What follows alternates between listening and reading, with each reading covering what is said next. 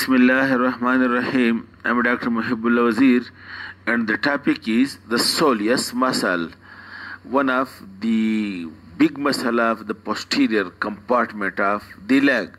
Look, the soleus originate from the upper quarter of the posterior surface or back of the fibula, and also some fibers originate from the head of the fibula. Then the fibers originate from the soleal line of the tibia, and fibers also originate from the posterior border of the tibia. This way the soleus originate from both the bones, and you can see it over here, please. Look,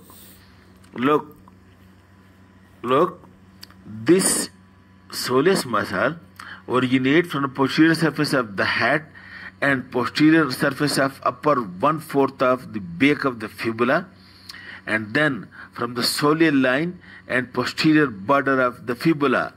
Between the two bones over here, look, between the two bones over here there is a fibrous arch, and from this fibrous arch, in continuity, the fibers of the soleus originate.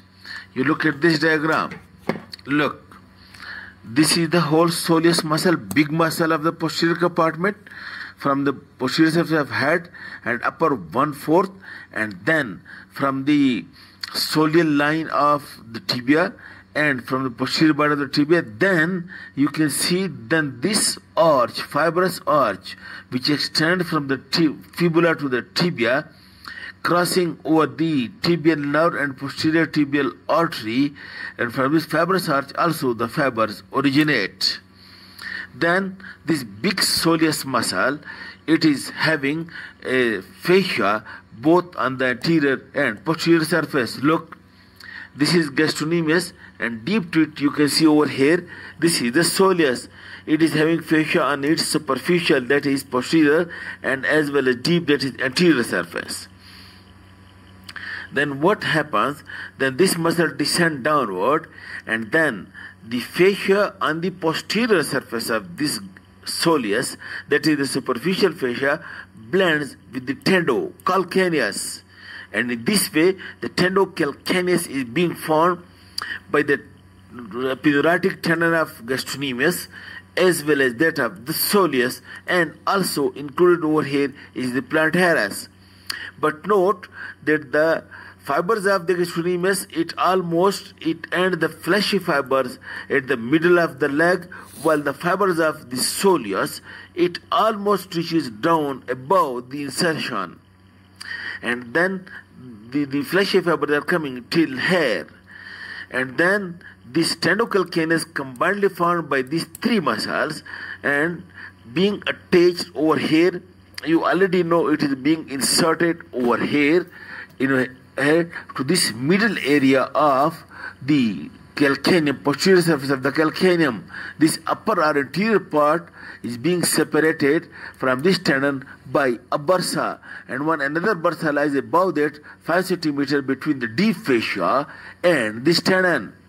And now look this point, these muscles, this is also called by some anatomists as combined one muscle, to be called as triceps suri muscle, that is two heads of gastrocnemius and then the soleus.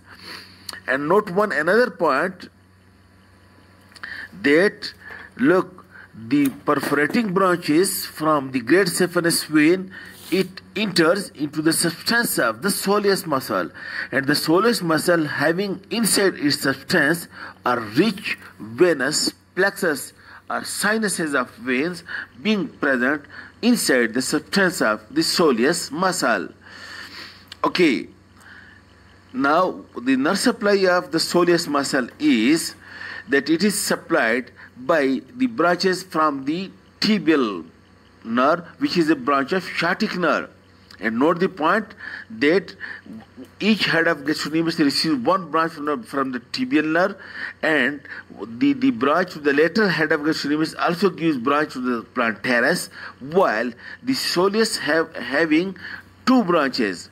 Look, one branch is coming from above the popliteus. This branch to the soleus, and one branch from the tibial nerve, this tibial nerve, when it lies deep to the soleus, is given to its deep surface. That's why during intermediate claudication, if you want to denervate the soleus nerve, then you will have to cut these both of the branches, that is one from the popliteal fossa and one supplying its deep surface. Okay, now what is the action of the soleus? This I discuss in the next lecture.